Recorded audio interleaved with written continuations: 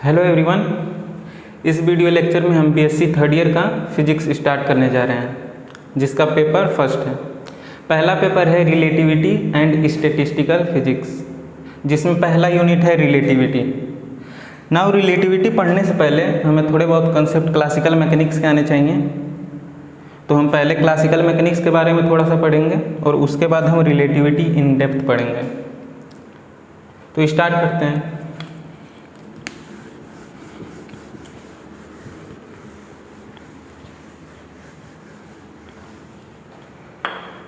पहले हम ये समझे कि क्लासिकल मैकेनिक्स क्या होता है।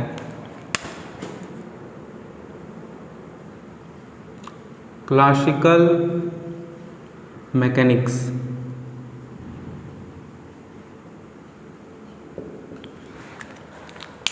क्लासिकल मैकेनिक्स में हम कब स्टडी करते हैं, जब कोई बॉडी हो और ये भी स्पीड से मूव करे और ये जो वेलोसिटी है ये much less than the velocity of light हो। मतलब कोई भी बॉडी हो और वो लाइट के स्पीड से बहुत ही कम मूव कर रहा है उसके कंपैरिजन में, तो हम क्लासिकल मैकेनिक्स के अंडर उस ऑब्जेक्ट का स्टडी करेंगे। अगर यही जो वेलोसिटी है ऑब्जेक्ट का अगर कंपेरेबल होने लगे वेलोसिटी ऑफ लाइट के, तो हम इसमें रिलेटिविटी में आ जाते हैं। तो क्लासिकल मैकेनिक्स में क्या है? Classical mechanics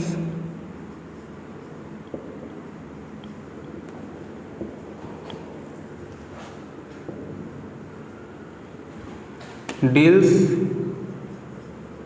with the study of motion of object which traveling with a velocity which is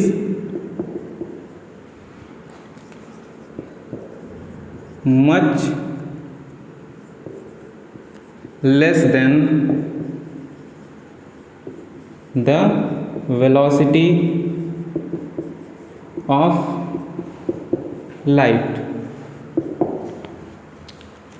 मतलब कोई भी बॉडी है अगर वो किसी वेलोसिटी से मूव कर रहा है जो कि लाइट के वेलोसिटी से बहुत ही कम है, तो हम उसमें क्लासिकल मैकेनिक्स में उसका स्टडी करते हैं।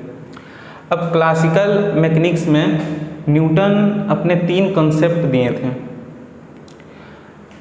और तीनों कंसेप्ट किस पे बेस्ड थे? मास पे, स्पेस पे और टाइम पे। तो क्लासिकल मैकेनिक्स में 3 फंडामेंटल कंसेप्ट हैं। 3 fundamental concepts of classical mechanics।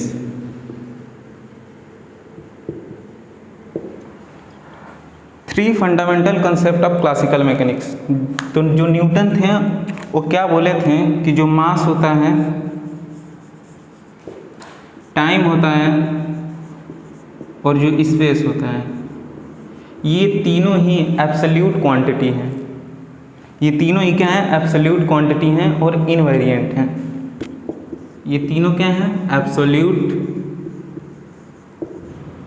And invariant. Invariant मतलब जो वेरी ना करे, किसी पे डिपेंड ना करे। इसके बारे में अब अच्छे समझते हैं कि ये है क्या। बारी बारी तीनों के बारे में पढ़ते हैं। सबसे पहले हम पढ़ेंगे concept of mass. Classical mechanics में मास का क्या कंसेप्ट है? Concept of mass. अब ये भी बहुत मज़ेदार है। कैसे? न्यूटन क्या एज्यूम किए थे कि जो मास होता है वो एब्सोल्यूट क्वांटिटी होता है, वो वेरी नहीं करता है। Newton assumed that mass is a absolute invariant quantity which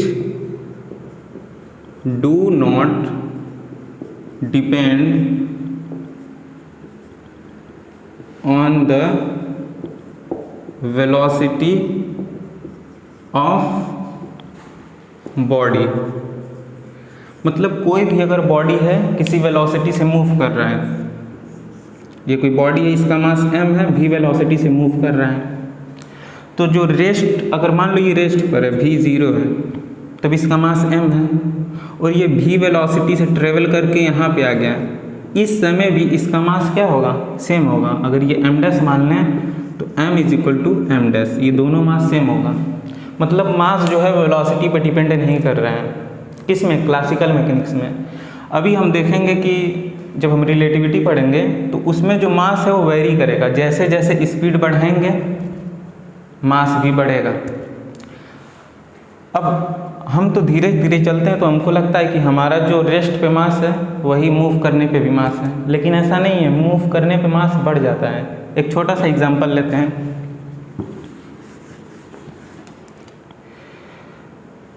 चलो ऐसा मान लो कि सामने से तुम्हारा दोस्त आ रहा है बाइक से और वो धीरे धीरे चला रहा है तुमको देख के। अब तुम गए आगे खड़े होके उसको रोक दिए, वो बहुत धीरे धीरे चला रहा था, तुम हम रोक दिए, तुमको धक्का भी नहीं लगा। अब सोचो अगर तुम्हारा दोस्त आ रहा है और उसका बर्थडे उसी दिन, तो उसको क्या चाहिए, उसको चाहिए कि हम इस स्पीड बढ़ा दें, मतलब वेलोसिटी बढ़ा दें, कहीं मेरा दोस्त पार्टी ना मांग ले। मान लो वो सोचेगा कि मुझसे पार्टी मांगेंगे तो वेलोसिटी बढ़ा दिया, अब वो तेज़ी से आ रहा है, अब हम गए उसको रोकने, अब वो हमको आके धक्का मार देगा और हम हवा में, अब हम उसको नहीं रोक पाएंगे। क्यों? क्योंकि उसका मोमेंटम ज़्यादा हो गया है और मास भी ज़्यादा हो गया है कहीं ना कहीं। जब वो धीरे धीरे आ रहा था तो हमको लग रहा था उसका मास कम है, लेकिन एक्चुअली जब वो वेलोसिटी बढ़ा रहा है तो उसका मास भी बढ़ रहा है। तो ऐसे हम समझ सकते हैं कि मास क्या करता है, स्पीड बढ़ता है तो मास भी बढ़ता है। और इसमें और क्या है, मास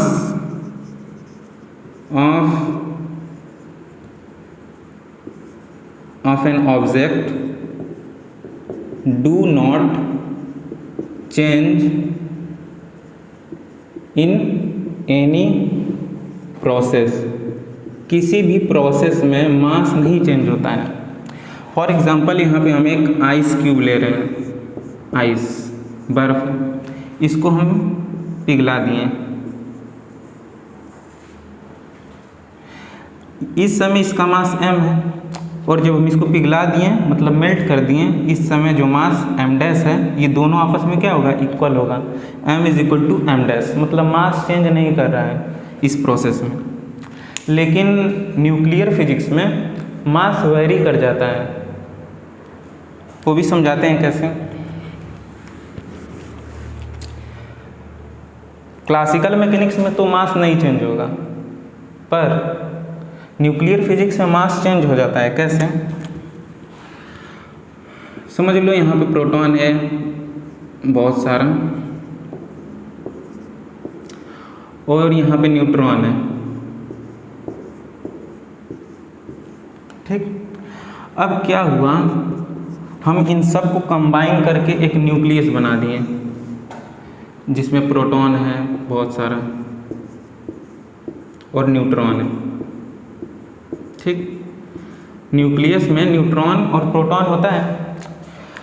तो इस समय इसका मास क्या होगा, mass of neutron plus mass of proton, और इस समय इसका मास क्या होगा, mass of nucleus.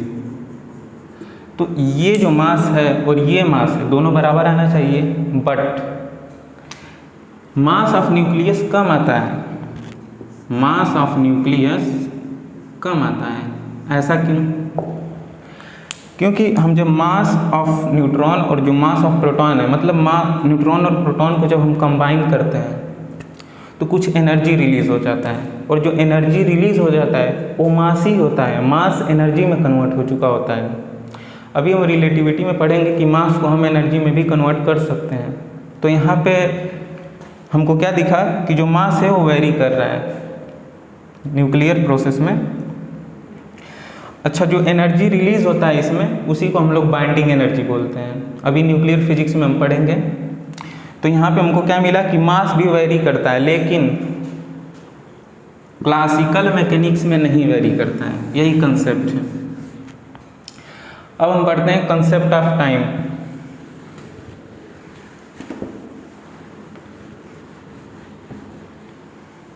Concept of time भी काफ़ी मज़ेदार है।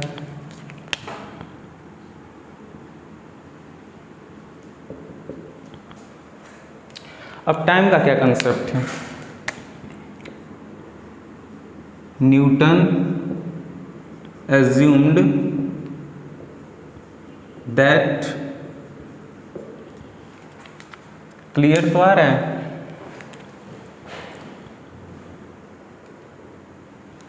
हाँ, क्लियर तो आ रहा है। हम भी क्लियर आ रहे हैं ना, आ ही रहे होंगे। तो Newton assumed that time is a absolute invariant quantity which is flowing with a constant velocity। अब टाइम का क्या कंसेप्ट है? न्यूटन ऐसा मान लिए थे कि जो टाइम है वो एब्सोल्यूट इनवेरिएंट क्वांटिटी है, मतलब टाइम नहीं बदलेगा, वो एक एब्सोल्यूट क्वांटिटी है, किसी पे डिपेंड नहीं करेगा, और वो यूनिफॉर्म रेट से क्या हो रहा है, बढ़ते जा रहा है। जो टाइम है वो धीरे धीरे धीरे धीरे यूनिफॉर्मली जा रहा है आगे।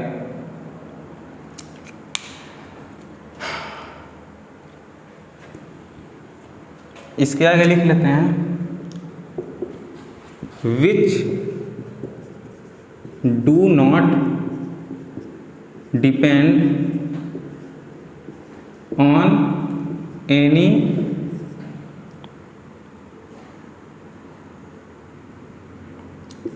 object or anything, मतलब कोई भी चीज़ हो उस पर क्या करेगा, टाइम डिपेंड नहीं करेगा। ठीक है। अब इसको समझते हैं कि टाइम कैसे नहीं मतलब वेरी करेगा। मान लो कि यहाँ पे एक गाड़ी है,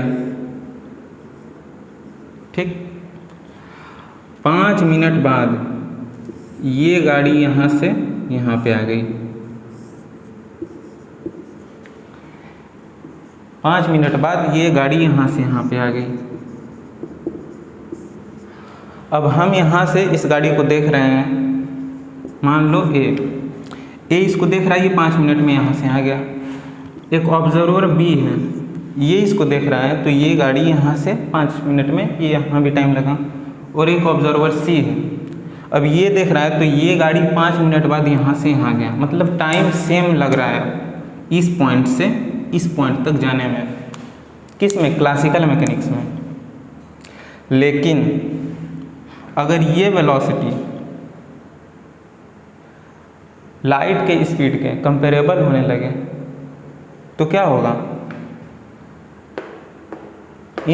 मतलब ये तीनों इसको देखेंगे तो सबके लिए टाइम अलग अलग आएगा। ठीक है। अभी हम रिलेटिविटी में पढ़ेंगे कैसे टाइम सबके लिए अलग अलग आता है। अभी इतना समझ लें कि तीनों के लिए तो सेम टाइम लगेगा। ठीक है।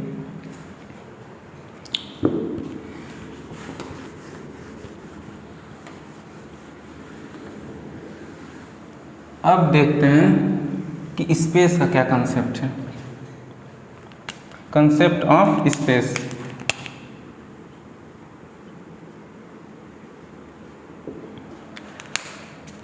Newton assumed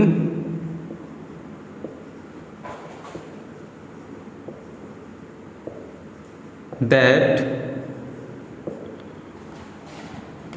space is a absolute invariant quantity which exists in itself, जो खुद में ही एग्जिस्ट करता है। स्पेस को क्या मान लिया गया कि वो एक एब्सोल्यूट इनवेरिएंट क्वांटिटी है जो किसी भी चीज़ पे डिपेंड नहीं करेगा और वो खुद में ही एग्जिस्ट करता है। जैसे मान लें कि यहाँ पे एक स्पेस है, अब यहाँ पे कोई प्रोसेस हो रहा है और यहाँ पे कोई प्रोसेस हो रहा है, तो यहाँ पे कोई भी प्रोसेस हो और यहाँ भी कोई भी प्रोसेस हो, उससे फ़र्क नहीं पड़ता है स्पेस को। क्यों? क्योंकि जो ये स्पेस है वो खुद में ही एक एब्सोल्यूट क्वांटिटी है, किसी भी चीज़ पे डिपेंड नहीं करेगा। ठीक है, तो ये कंसेप्ट ऑफ स्पेस।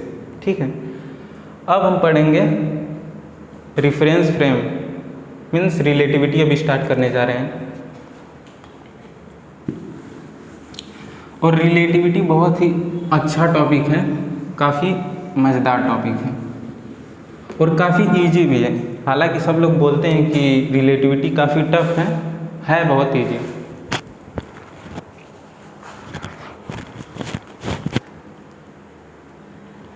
अगर आप इमेजिन कर ले रहे हैं और अच्छे से समझ में आ रहा है तो रिलेटिविटी बहुत ही इजी लगेगा।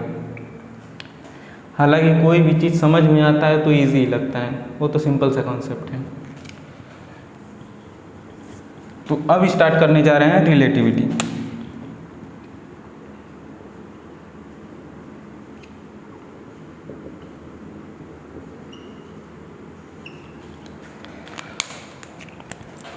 In 1905, Albert Einstein first formulate the theory of relativity। Albert Einstein क्या किए थे? 1905 में सबसे पहले थ्योरी ऑफ रिलेटिविटी दिए थे। ठीक है, अब अल्बर्ट आइंस्टीन के बाद हर्ट्ज आए, लॉरेंज आए, माइकलसन आए और सब आके अपना अपना कंसेप्ट दिए और उसके बाद रिलेटिविटी एक अलग पार्ट ही बन गया। ठीक है, तो जो रिलेटिविटी है, थ्योरी ऑफ रिलेटिविटी, बेसिकली ये दो पार्ट में डिवाइड है, एक स्पेशल थ्योरी ऑफ रिलेटिविटी और एक जनरल थ्योरी ऑफ रिलेटिविटी।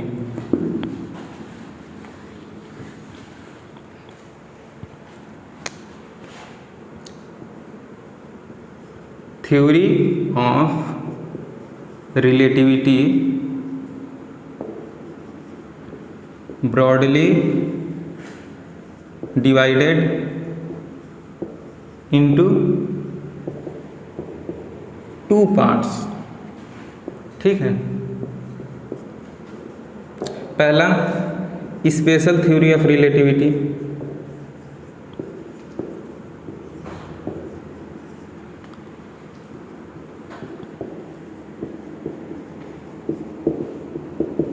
और दूसरा है general theory of relativity.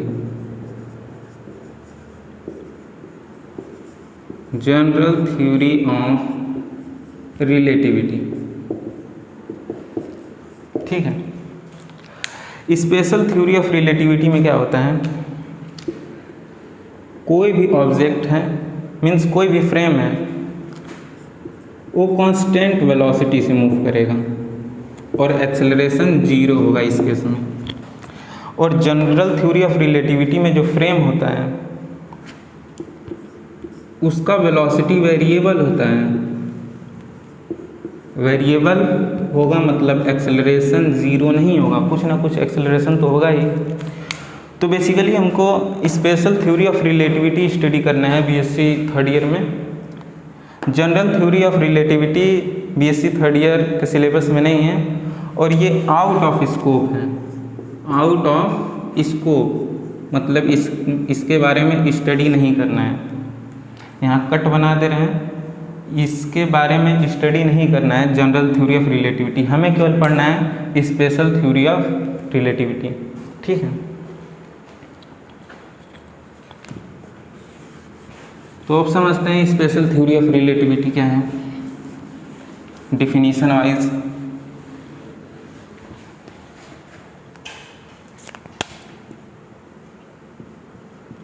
Special theory of relativity, special theory of relativity क्या है? It deals with the study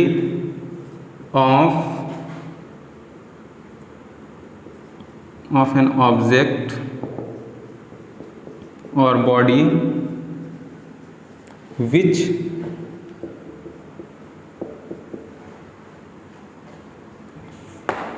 system कर लेते हैं, और system which traveling with constant velocity। Special theory of relativity का स्टडी हम कब करते हैं? जब कोई भी फ्रेम हो या फिर कोई भी सिस्टम हो कांस्टेंट वेलोसिटी से मूव करें, मतलब एक्सेलरेशन क्या होगा? ज़ीरो होगा इस केस में। सिंपल सा concept. General theory of relativity क्या है? जनरल थ्योरी ऑफ रिलेटिविटी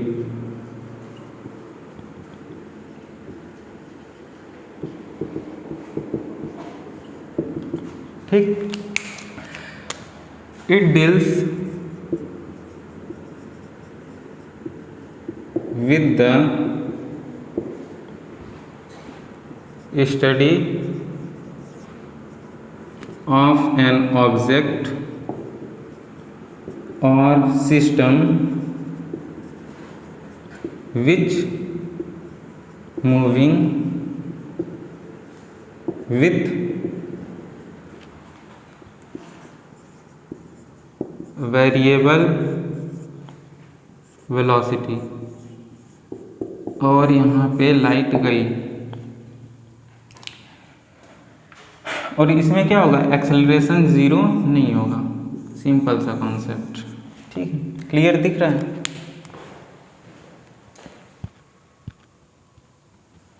हाँ क्लियर तो दिख रहा है।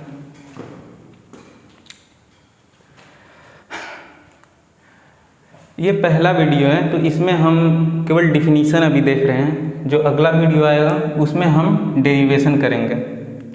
अगला वीडियो काफ़ी इम्पोर्टेंट है, ठीक है। उसमें हम डिराइव करेंगे गैलीलियो ट्रांसफॉर्मेशन इक्वेशन, जो कि एग्ज़ाम में पूछता ही है और बहुत इजी भी है।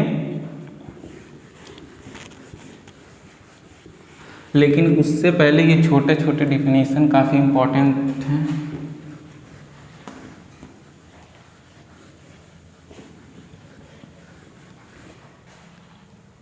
अब हमें पढ़ना है लास्ट टॉपिक इस वीडियो लेक्चर का, और वो क्या है? Reference frame. Reference frame. अब ये रिफरेंस फ्रेम क्या है? रिफरेंस फ्रेम क्या है? A system of coordinate axis, a system of coordinate axis which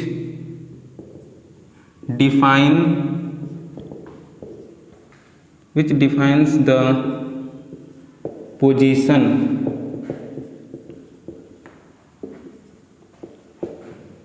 of an event or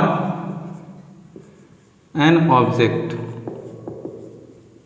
in 2 dimension or 3 dimension।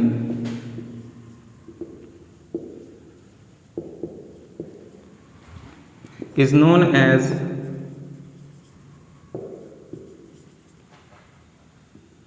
frame of reference.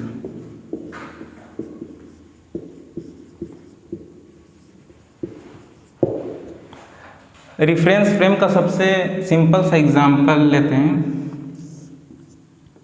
Coordinate axis. ये हम सब पढ़ रखे हैं, एक्स वाई जेड, ठीक है। अच्छा, ये जो रेफरेंस फ्रेम लेते हैं ये रिजिड होना चाहिए।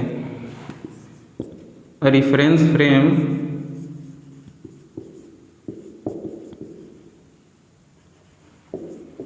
मस्ट बी रिजिड, मतलब बहुत ही भारी होना चाहिए, ठीक है, ये रिजिड होना चाहिए। अब यहाँ पे कोई इवेंट हो रहा है पॉइंट पी पे, या फिर मान ले हमको इसका पोजीशन बताना है, तो एक्स एक्सिस में कितना है एक्स, वाई एक्सिस में वाई, जेड एक्सिस में जेड। तो ये क्या है, सिस्टम ऑफ कोऑर्डिनेट एक्सिस, इसको हम बोलेंगे फ्रेम ऑफ रेफरेंस। इस फ्रेम से हम इसको देख रहे हैं, ठीक है, किसी दूसरे फ्रेम से इसका कोऑर्डिनेट अलग हो जाएगा, ठीक है। अब जो फ्रेम ऑफ रेफरेंस है ये भी दो तरीके का होता है, इनर्शियल फ्रेम ऑफ रेफरेंस और non inertial frame of reference. तो देखते हैं कि ये दोनों क्या होता है।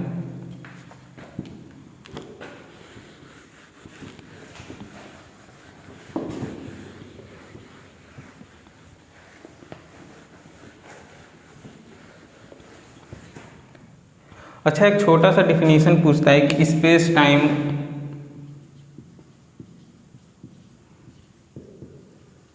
फ्रेम क्या है, स्पेस टाइम फ्रेम क्या है, ठीक है। तो बहुत ही सिंपल सा कंसेप्ट है।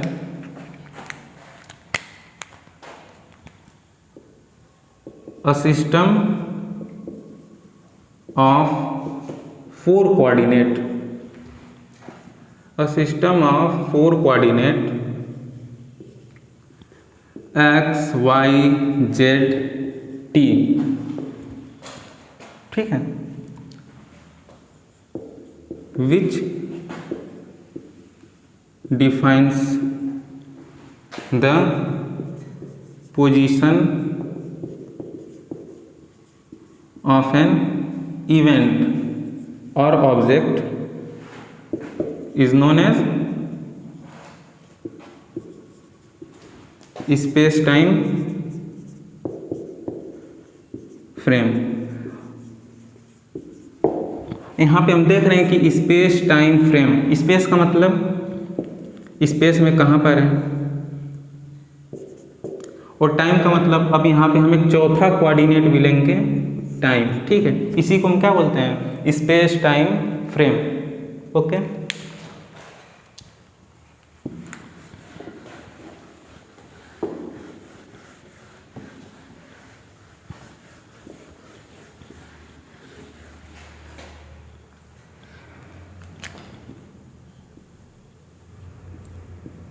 There are two types of frame of reference। ये दो तरीके का होता है। पहला इनर्शियल फ्रेम। इनर्शियल फ्रेम क्या है, तो इनर्शियल फ्रेम में न्यूटन्स के जो दो लॉ हैं दोनों वैलिड होते हैं, ठीक है। और जो इनर्शियल फ्रेम है इसमें कोई भी ऑब्जेक्ट है वो कांस्टेंट स्पीड से मूव करेगा, इसमें भी एक्सेलरेशन क्या होगा, जीरो होगा। इन inertial frame a body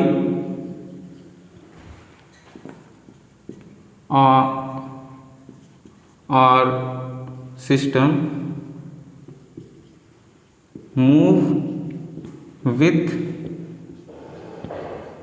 constant velocity, मतलब कि यहाँ भी एक्सेलरेशन ज़ीरो होगा, ठीक है। और इसमें दोनों लॉ वैलिड होते हैं।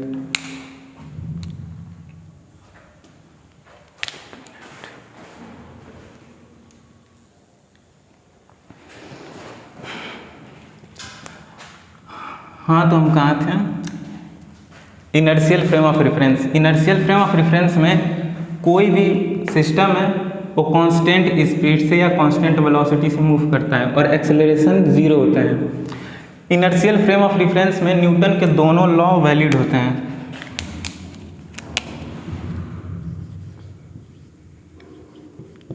Newton's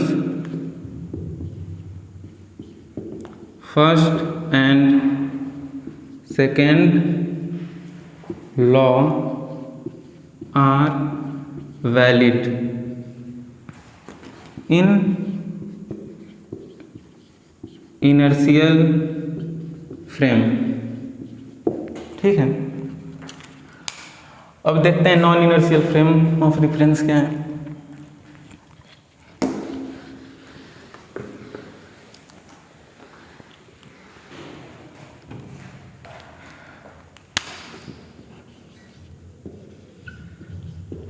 non inertial frame of reference. Non inertial frame of reference में क्या है कि एक्सेलरेशन 0 नहीं होगा और कोई भी ऑब्जेक्ट है वो वेरिएबल वेलोसिटी से मूव करेगा। ठीक है, तो basically non inertial frame of reference में क्या है कि कोई भी ऑब्जेक्ट है वो वेरिएबल वेलोसिटी से मूव करेगा और जिसमें एक्सेलरेशन 0 नहीं होगा। तो डिफिनीशन वाइज देख लेते हैं।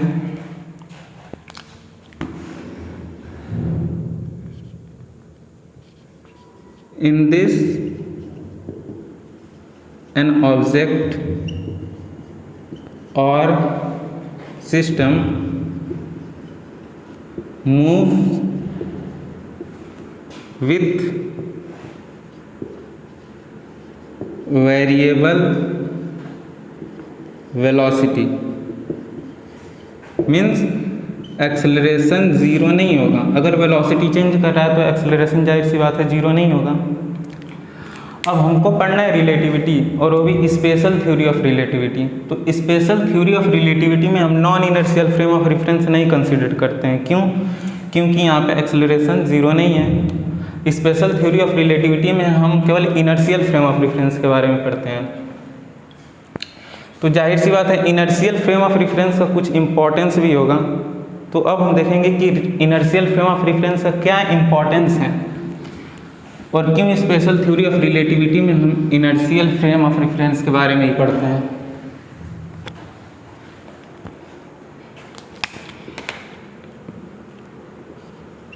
Importance of inertial frame of reference. ठीक है, तो इनर्शियल फ्रेम ऑफ रेफरेंस का इंपॉर्टेंस ये है कि फॉर एग्जांपल मान लो एक फ्रेम ए है और एक फ्रेम बी है और एक फ्रेम सी। इसका वेलोसिटी 0 है और ये कांस्टेंट स्पीड से मूव कर रहा है और ये भी कांस्टेंट स्पीड से मूव कर रहा है। ठीक है, तो हम क्या किए कि एक लॉ दिए। हम क्या मान लो न्यूटन का ही कोई लॉ है, न्यूटन लॉ दिए अपना इस फ्रेम में। ये इनर्शियल फ्रेम ऑफ रेफरेंस है क्योंकि वेलोसिटी 0 है मतलब कांस्टेंट है। तो ये जो लॉ है इन दोनों में भी क्या होगा, वैलिड होगा। यही इंपॉर्टेंस है इनर्शियल फ्रेम ऑफ रेफरेंस का। अगर हम एक इनर्शियल फ्रेम ऑफ रेफरेंस में अपना कोई लॉ देते हैं तो जितने भी इनर्शियल फ्रेम ऑफ रेफरेंस होंगे सब में वो लॉ वैलिड होगा।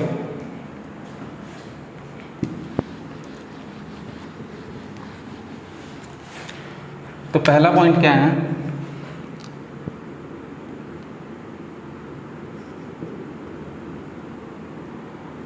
लॉज या फिर law given in one inertial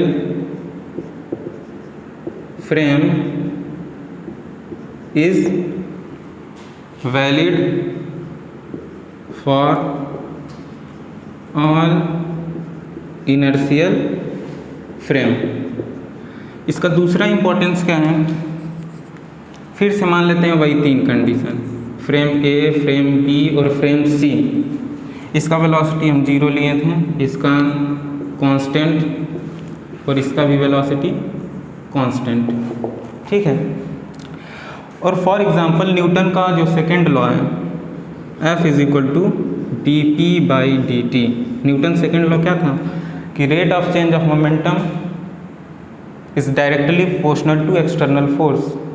तो न्यूटन क्या है कि इस इनर्शियल फ्रेम ऑफ रेफरेंस में ये लॉ दिए हैं, हम मान लेते हैं। तो ये जो मैथमेटिकल फॉर्म है वो इसके लिए भी वैलिड होगा और इसके लिए भी वैलिड होगा। मतलब जो मैथमेटिकल फॉर्म आता है वो हर इनर्शियल फ्रेम ऑफ रेफरेंस के लिए क्या होता है, सेम होता है। तो ये तो बहुत ही बड़ा इंपॉर्टेंस है इसका कि अगर हम एक इनर्शियल फ्रेम ऑफ रेफरेंस में निकाल लें अगर कोई मैथमेटिकल फॉर्म तो सभी के लिए वैलिड होगा। In all inertial frame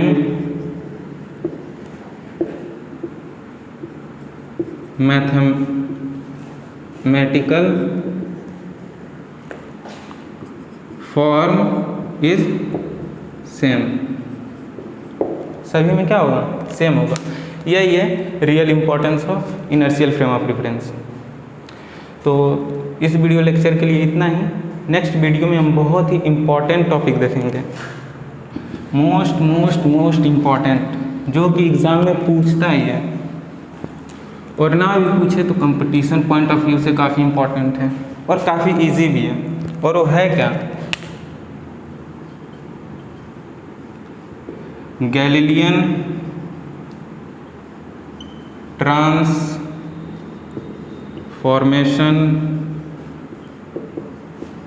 equation. ये हम नेक्स्ट वीडियो में देखेंगे कि ये एक्चुअली है क्या। और गैलीलियन ट्रांसफॉर्मेशन इक्वेशन पढ़ने के बाद हमें एक्चुअली समझ में आने लगेगा कि रिलेटिविटी है क्या, ठीक है। तो अगले वीडियो में मिलते हैं।